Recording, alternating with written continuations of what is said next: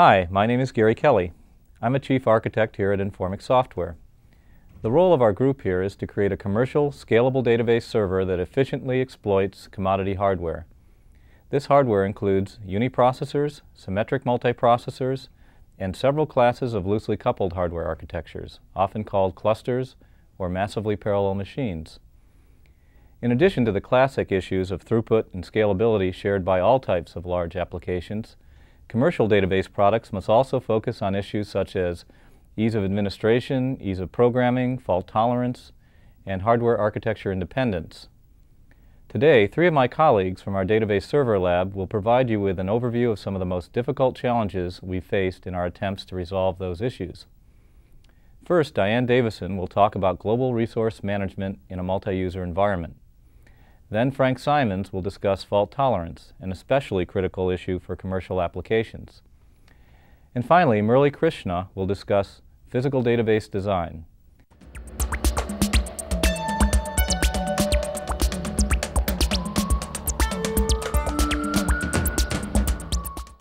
Hello, my name is Diane Davison, and I'll be talking about resource management.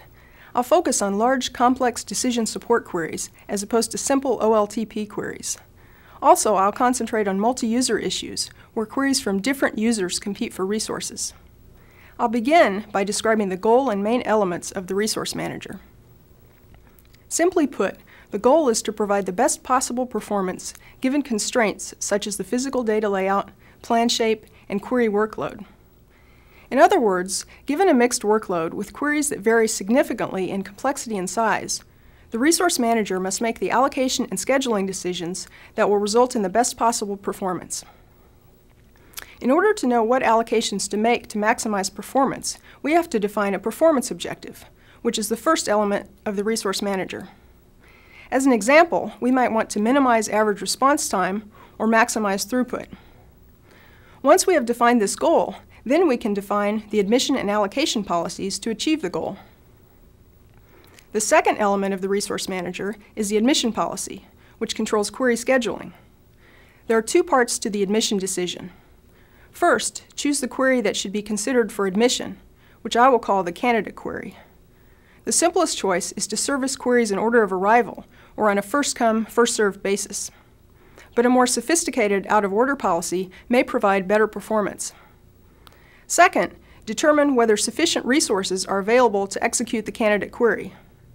It's important to take into account the impact on system-wide performance of admitting the new query.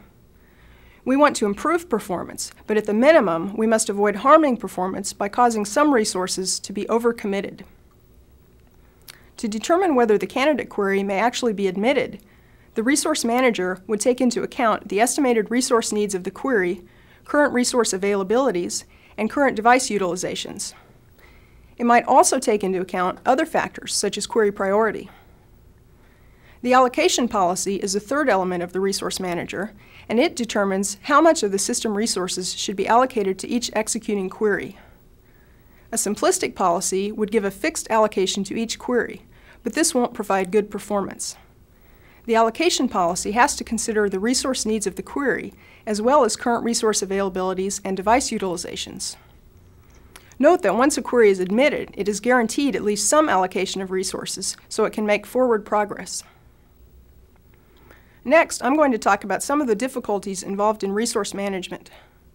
The queries may vary significantly in complexity and size, and therefore have widely varying resource needs, and it can be very difficult to estimate these resource needs, especially if the operator's resource allocation is based on an intermediate result that was produced by another operator. Even if the resource manager knew accurate resource needs for each query, it can't predict changes in the workload mix that occur as old queries finish and new queries arrive. The problem is that it may make good allocations based on the current workload, but as soon as the mix of queries changes, these decisions may become suboptimal.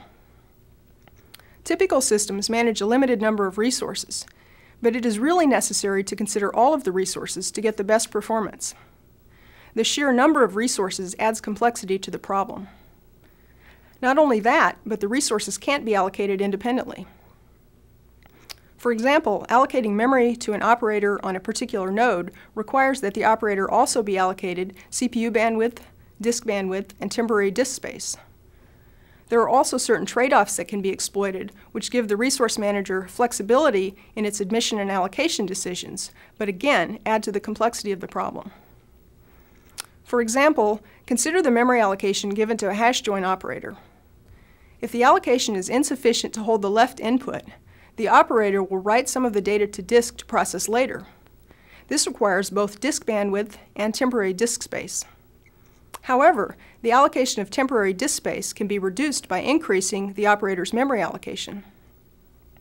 Considering memory versus disk, the disk utilization could be reduced by using large block I/O. This doesn't decrease the hash join's disk bandwidth in terms of the rate it receives tuples, but it does decrease disk utilization and make more disk bandwidth available for other queries. Now I want to spend a little time discussing query tree shapes because they have a significant impact on resource needs and the level of inter-operator parallelism that can be exploited during query execution. The optimizer takes a user request, such as an SQL statement, and produces an executable query tree called the plan. We have 3 representative plan shapes for a complex query. The query is an 8-way join that uses the hash join algorithm. Before I discuss these plan shapes, let's briefly review the hash join algorithm. Hash join takes 2 inputs, the left or build input and the right or probe input. The build input, generally the smaller table, is entirely consumed and a hash table is built on the join key. If the smaller table doesn't fit into memory, the algorithm partitions it so that some goes to disk and only a subset remains in memory. Then the larger probe input is read and used to probe the hash table and produce matches. After this, the partitions that were written to disk are processed. There are 2 important points to note. First, the memory allocation of hash join depends only on the size of the build input and not at all on the size of the probe input. Second, the hash join is asymmetric in that it treats its 2 inputs differently. This means that it cannot produce any result tuples until it has read the entire build table and starts to consume the probe table. Now let's look at the impact of these different plan shapes on resource allocation. We'll start with the left deep plan. The asymmetry of the hash join algorithm means that at most 1 scan operator and 2 join operators can be active at the same time. Let's follow the execution of the left deep plan. First, the scan S1 begins, and J1 starts its build phase. When S1 finishes, the scan S2 starts, and J1 enters its probe phase. At the same time, J2 starts its build phase. When S2 and J1 finish, the scan S3 starts, and J2 enters its probe phase, and so on up the tree. As we can see from the plan activation, the advantage of the left deep plan shape is that it limits the amount of resources that are needed by the query at any one point in time. But unfortunately, because of this, it also limits the amount of inter-operator parallelism that can be exploited for the query. Furthermore, it's quite difficult to estimate the amount of memory needed by each hash join. Remember that the hash join's memory requirement is based on the build table. In the left deep plan, the build inputs for all of the joins except the bottom one, which is join J1 in the example, are produced by previous joins. It's difficult to estimate the result size of a join, and these errors in estimation propagate up the tree and become even worse. The right deep plan shape is basically the mirror image of the left deep plan. In contrast to the left deep plan, the right deep plan allows the maximum amount of inter-operator parallelism to be applied to the query. If this plan were fully parallelized with inter-operator parallelism, all of the 7 build scans, that is S1 through S7, could proceed at the same time. All the joins would have their memory allocation and build in parallel. After the build scans finish, then the scan S8 could begin and probe all the hash tables at the same time. Another advantage of the right deep plan is that it's easier to estimate the memory requirements of the hash join operators since the build inputs are all base tables. The big disadvantage of right deep plans is that they require a large allocation of resources at the same time. This includes disk bandwidth for the parallel scans and maybe the joins, memory and CPU bandwidth for the joins, and communication bandwidth for both the scans and the joins. One solution to this problem is to essentially cut the tree into pieces at runtime and write the result to disk. Then that output becomes the probe input for the next piece of the tree. Another solution is to use a variation of a right deep plan shape called a zigzag plan. The zigzag plan is essentially a right-deep plan with left-deep zigzags inserted at strategic points. Each right-deep segment allows interoperator parallelism, and the left-deep zigzags limit the size of each segment. So the optimizer can limit total resource consumption by varying the size of these right-deep segments. Let's look at the execution of this zigzag plan. Initially, the scans S1 through S3 will be active, along with the joins J1 through J3. When the scans of these build inputs finish, the scan S7 of the probe input begins, and join J4 begins its build phase. When S7 finishes, all of the joins J1 through J3 in the right deep segment also finish, and the next right deep segment is activated. In this way, only one segment and the top operator of the previous segment will require resources at the same time. Resource estimations are generally easier for left deep plans since most of the build inputs are scans. But each zigzag does result in one join, J4 in the example, where the build input is an intermediate result. Now I want to discuss some general heuristics or guidelines for resource allocation. Keep in mind that, in general, admission and allocation decisions are specific to the performance objective. But the heuristics I'm going to talk about here are important regardless of the performance goal. The resource manager should fully utilize the machine by balancing the load across all nodes and disks. However, this isn't completely under the control of the resource manager. The physical data layout affects the amount of disk bandwidth or I/O parallelism that can be used by a query.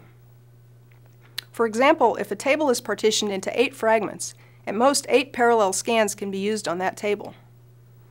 On the other hand, if several fragments were located on the same node, fewer scans could be used in order to reduce the amount of disk bandwidth used by the query. The workload also affects the ability of the resource manager to balance the load. For example, if one particular table is heavily used by many queries, the resource manager may only have the option of making queries wait to avoid overutilization of those disks. Skew can have an unpleasant effect on resource allocation as well. When skew occurs as a result of partitioning an intermediate result, the allocation of resources to the operator instances won't match this uneven distribution. Another heuristic is that within each node, the resource manager should balance resource utilization so that no single resource is a bottleneck. The resource trade-offs I mentioned earlier could be used to help with this. Whenever possible, the resource manager should exploit locality.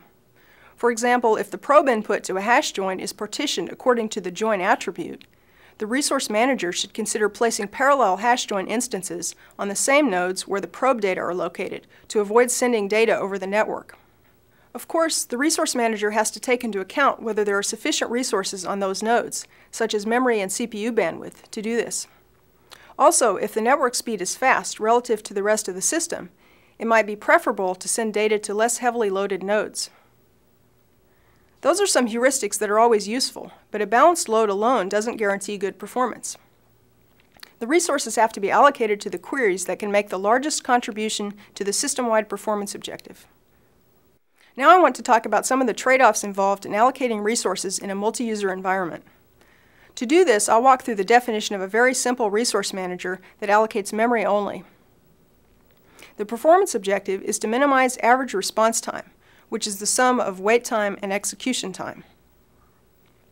For the admission policy, we first have to define a policy to choose the candidate query, which is the next query that will be admitted. Let's look at 3 choices. We could execute the queries in order of arrival by using first come, first served admission, but this hurts the response time of smaller queries by making them wait behind larger queries.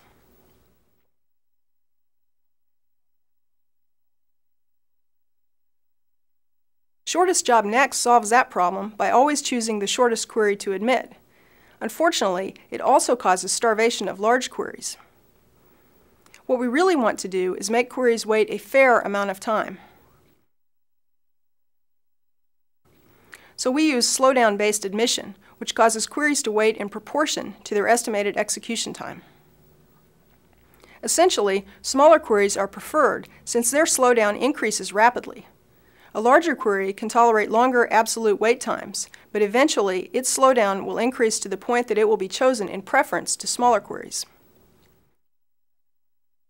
The second part of the admission policy is to determine if the chosen candidate query can actually be allowed to execute. In other words, are there sufficient resources for the query? We could use a fixed multi-programming level to limit the number of queries that may execute at one time. This would be used in conjunction with a fixed allocation policy that gives each query an equal allocation of memory.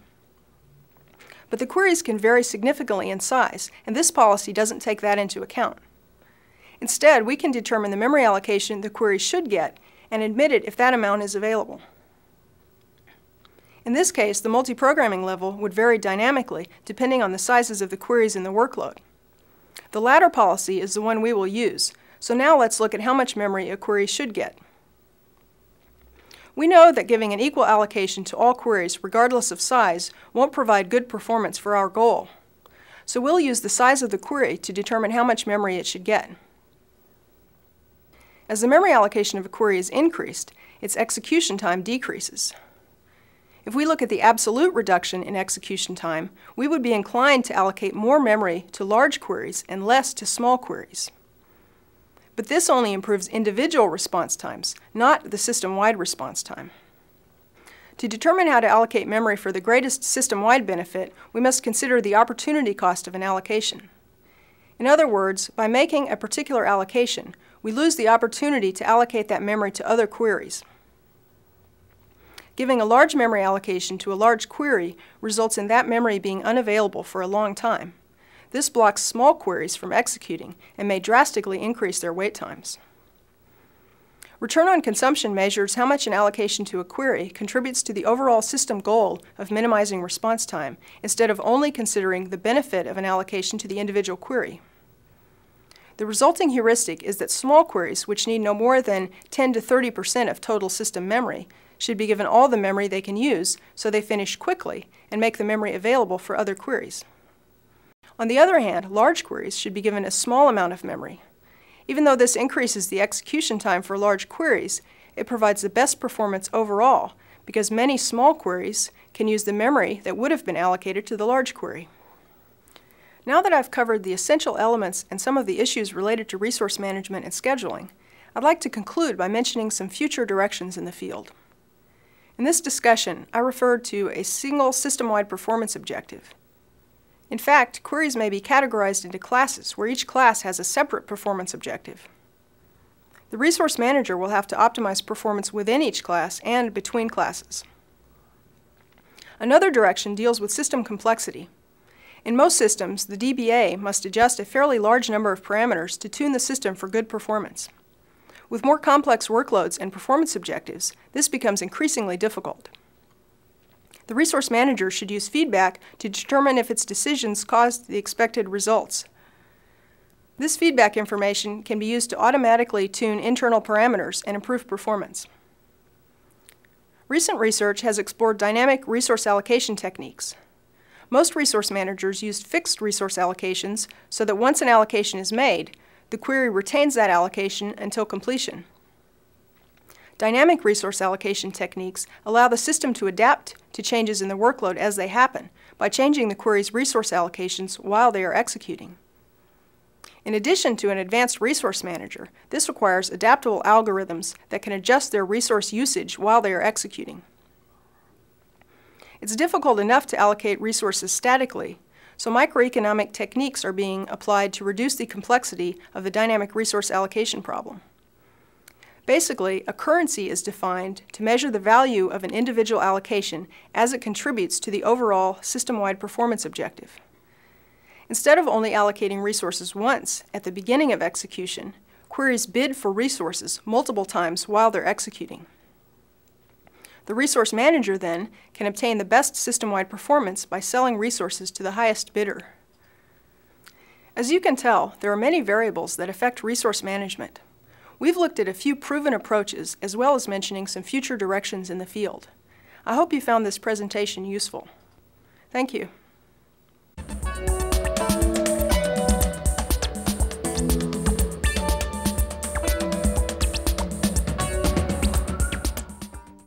Hi, I'm Frank Symonds. I'm going to talk about fault tolerance in database systems for cluster and massively parallel systems. Fault tolerance is a major concern for online transaction processing systems where the database is continuously updated by transactions. If the database becomes unavailable because of some hardware or software failure, a business is unable to function. Because they consist of independent nodes, massively parallel systems provide inherent fault-tolerant capabilities. I'd like to begin by going over some terminology. A generally accepted definition of fault tolerance is that a system is fault tolerant if it can mask module failures so that system service is not interrupted. A term that is used much more loosely is high availability. It tends to be used to describe a system that has some features that make it more available than it might otherwise be. For this talk, a system is considered highly available if it minimizes downtime when a failure occurs by quickly recovering from the failure. It's possible that system service may be interrupted. For example, a common way to make computer systems available is the use of a hot standby system. A backup system is maintained and put into service if the primary system fails. While the backup does recovery, service will be interrupted, but downtime will be minimal, usually minutes instead of hours. In many cases, the distinction between fault tolerance and high availability is subjective.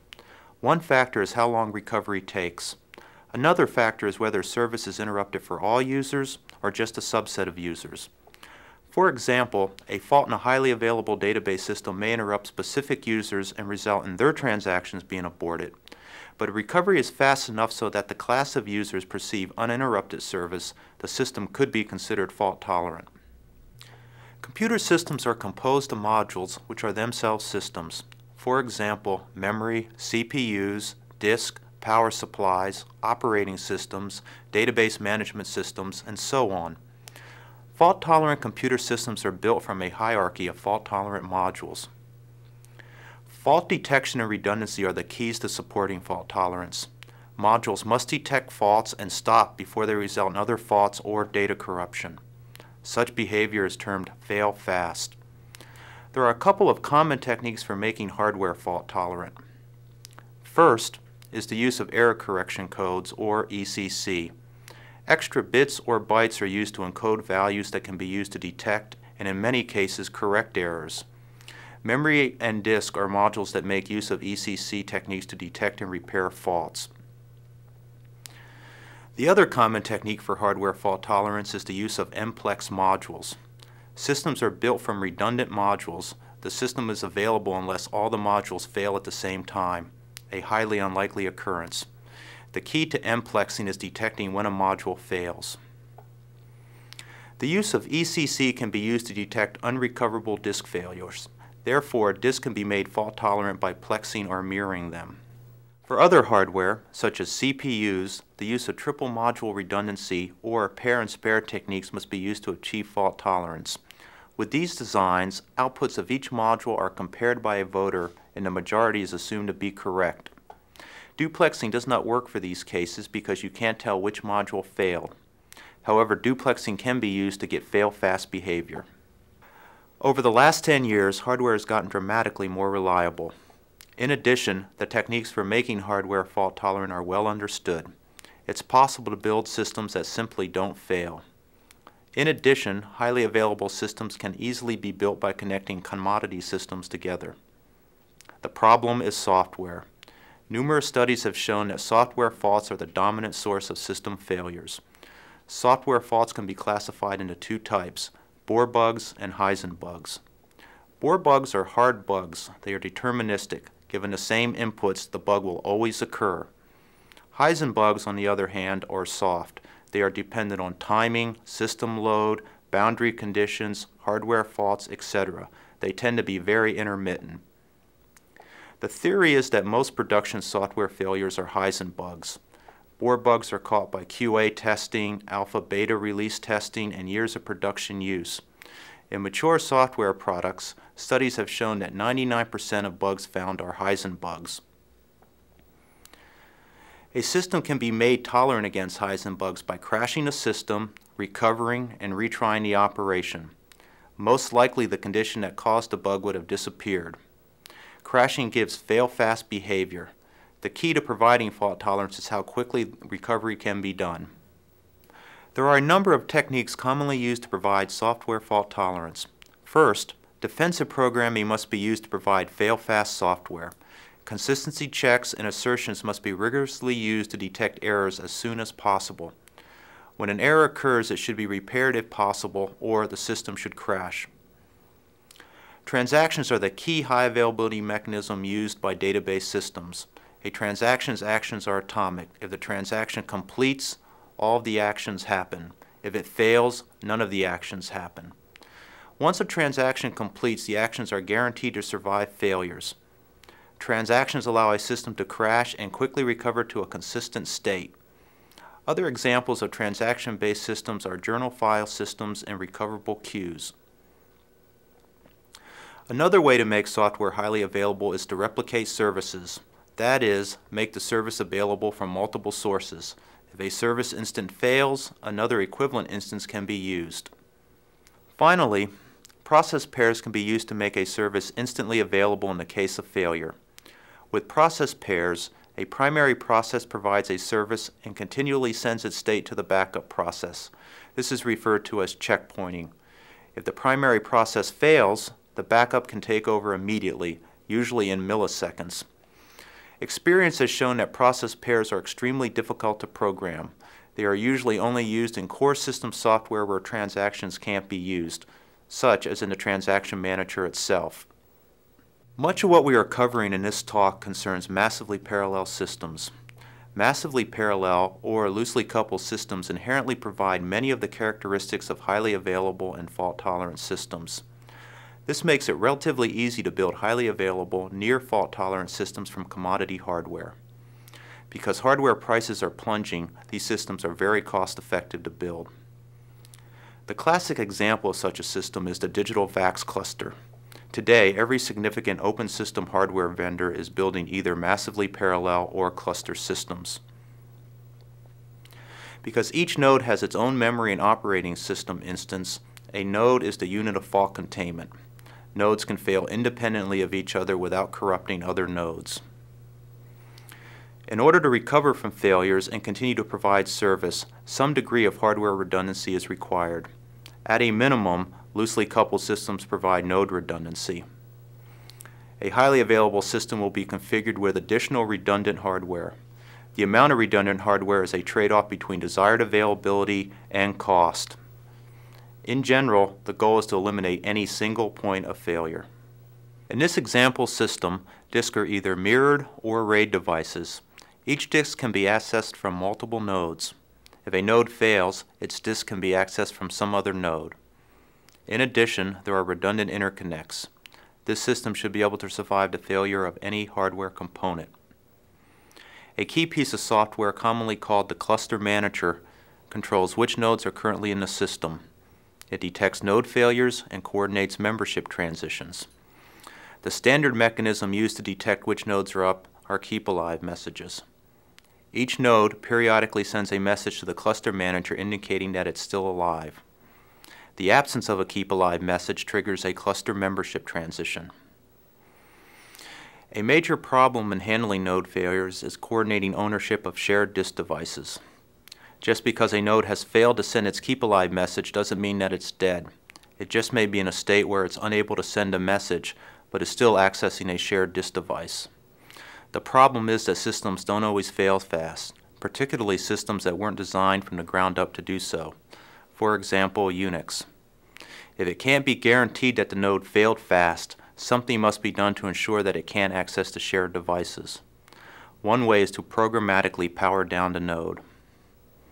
A highly available database system for massively parallel systems can be constructed as a set of services that are partitioned across the nodes. The services cooperate to provide a unified database server to clients. The services communicate via message passing. This is an example of how to organize the set of services. It's not a real database system, just a simplified example of one. The set of disks owned by a node are managed by disk or storage managers. The database is partitioned across all the nodes. Each disk manager handles its part of the database. A disk can be accessed from any node via a message interface. Each node can participate in query execution.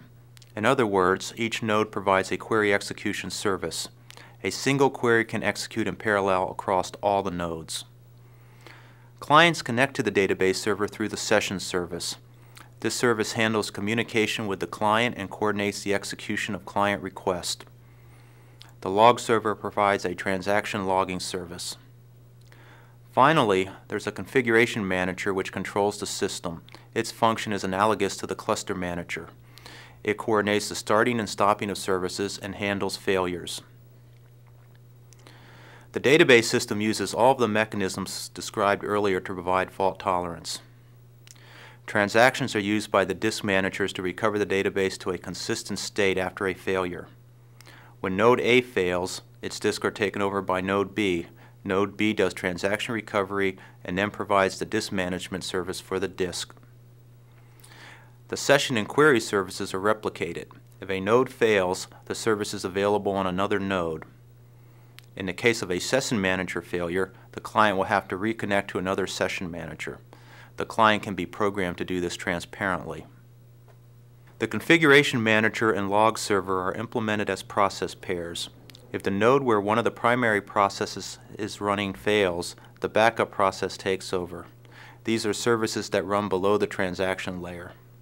If a node fails, all transactions that it's currently participating in must be aborted. This will cause an interruption of service for those clients.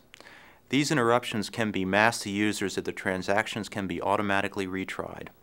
This function is traditionally done by a software called a transaction manager, which runs above the database system. This implementation can be considered fault tolerant.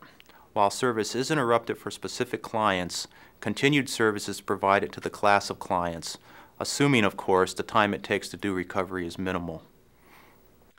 Database system availability is affected by factors other than system, hardware, and software faults. Customers frequently require access to their data 24 hours a day, 7 days a week, 52 weeks a year. If the database can't be accessed because of some administrative operation, it is essentially the equivalent of a fault. Such a requirement is generally known as 24/7. All administration operations must be done online.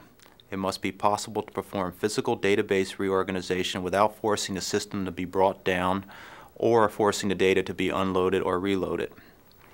These operations include the ability to repartition tables, add and drop columns, add and drop indexes, and to change the physical disk or node layout. Continued access to data must be provided during the operation. Disk failures are the most frequent hardware failure. A highly available database system must isolate the effects of a disk failure such that only the data on that disk is inaccessible, and recovery of that disk can be done quickly and independently of other disks. Also, to ensure high availability, backup and restore of databases must be done at the finest granularity of failure, a single disk. For this reason, and for the best performance, large database tables must be partitioned by the database server across independent disks. Logical volume managers provided by operating systems allow one to produce very large logical file systems, but if you're to create a terabyte table on one operating system volume, the granularity of backup, recovery, and failures would be the entire table. This is a bad idea. Using database partitioning, the corresponding units would be no more than the size of a disk, and administrative tasks like backup recovery become much more manageable. Finally, to obtain the highest possible availability, both the operating system and database system must deal appropriately with software upgrades and preventative maintenance. This means temporarily disabling and rerouting disks and services on a subset of nodes to the remainder. Next, one would install new software and/or perform preventative maintenance on the disabled nodes. Finally, one would bring the nodes back into the configuration. If necessary, this process would then be repeated on the remaining nodes. I have attempted to cover a large amount of material in a short amount of time. If you're interested in learning more about fault tolerance in database systems, I highly recommend the book Transaction Processing Concepts and Techniques by Jim Gray and Andreas Reuter. It contains an excellent section on fault tolerance. Thank you.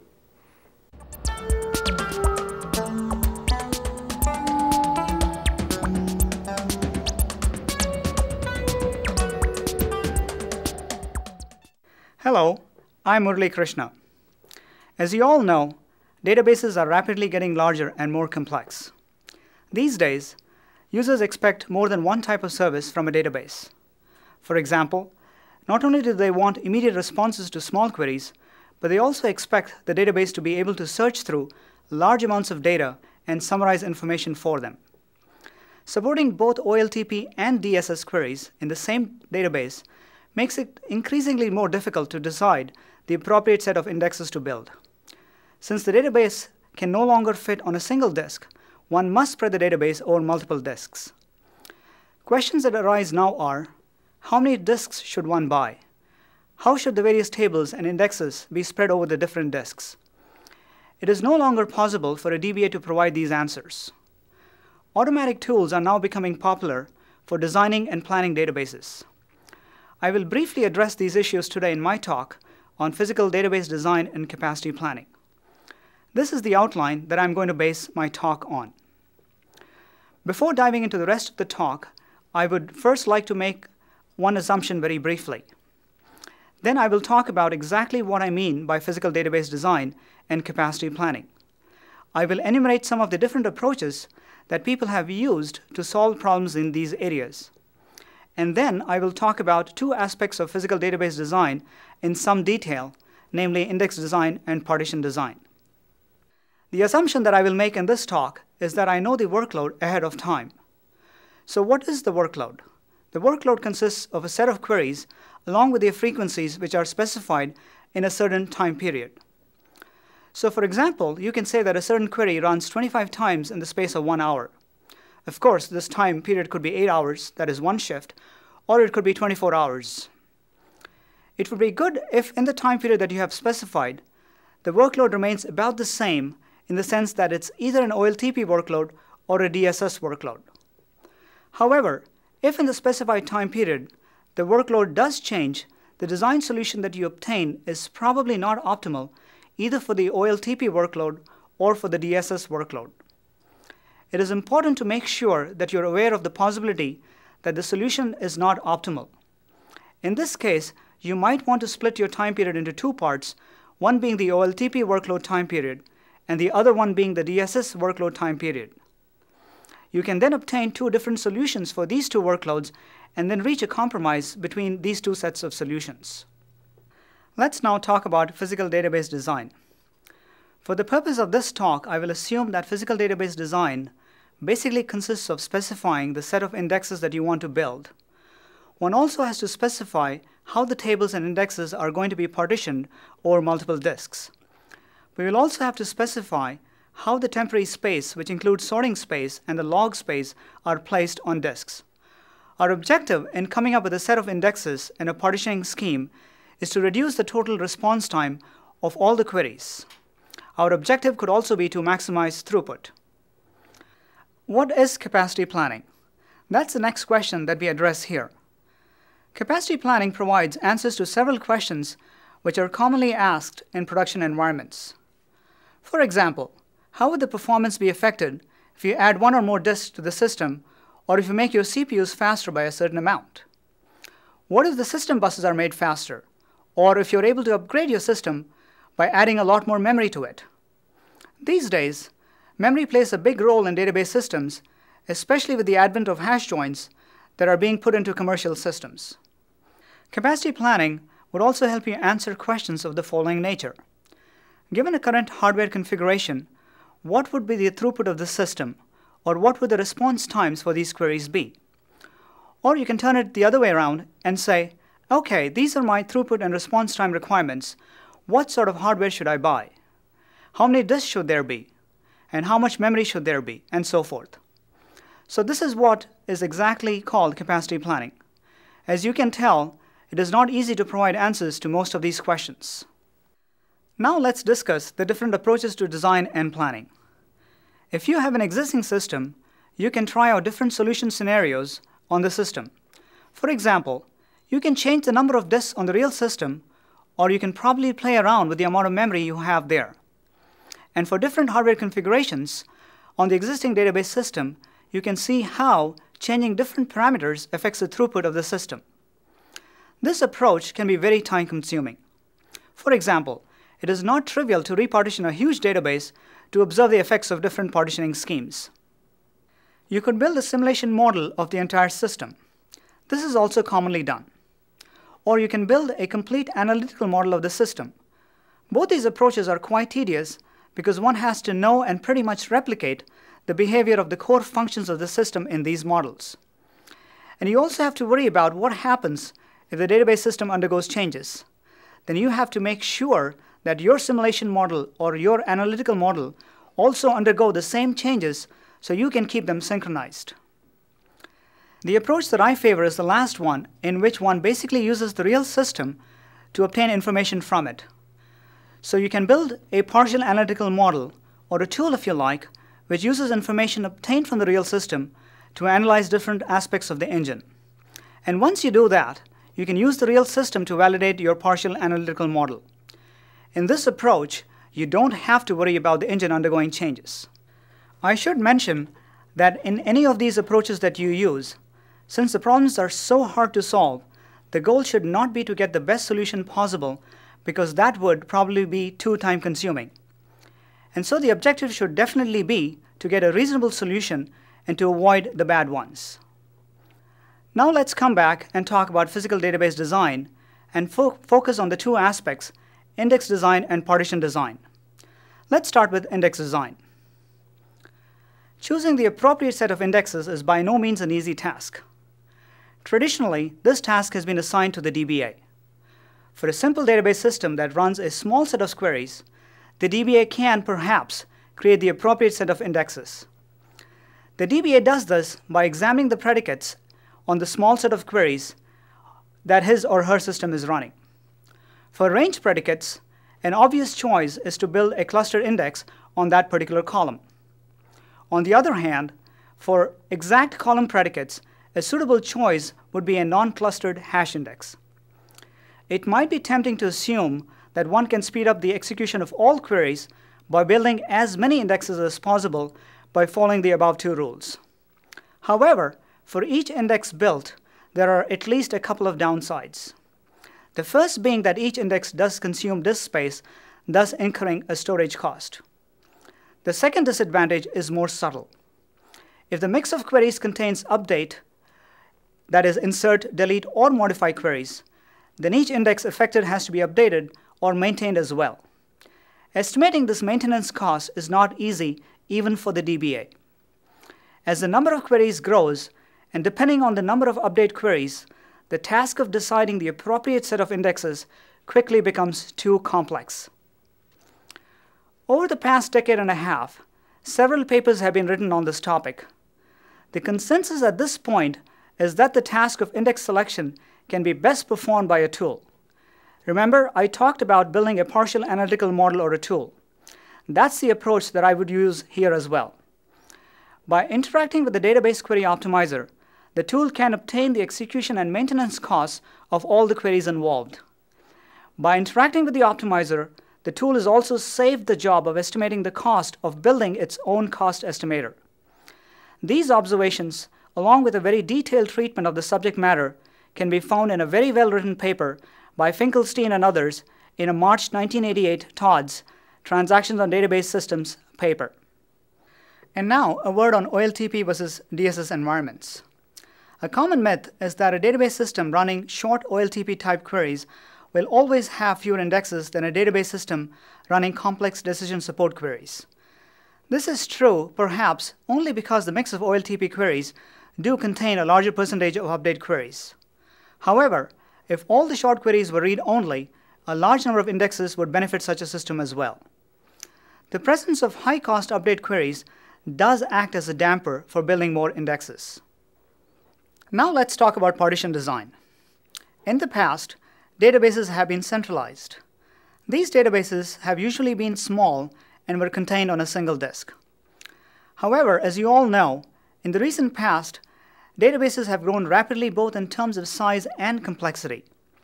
In order to keep response times of queries down to acceptable levels, it has become increasingly imperative to run queries in parallel. CPU speeds have grown much faster than disk speeds. Therefore, the response time of a query that uses multiple CPUs to access a table that resides on a single disk will be limited by the bandwidth of a single disk. Commercial systems such as Informix and Teradata, and research prototypes such as Gamma and Bubba have recognized this and have spread each table across multiple disks. This strategy is commonly referred to as partitioning a table. The most common form of partitioning used is called horizontal partitioning.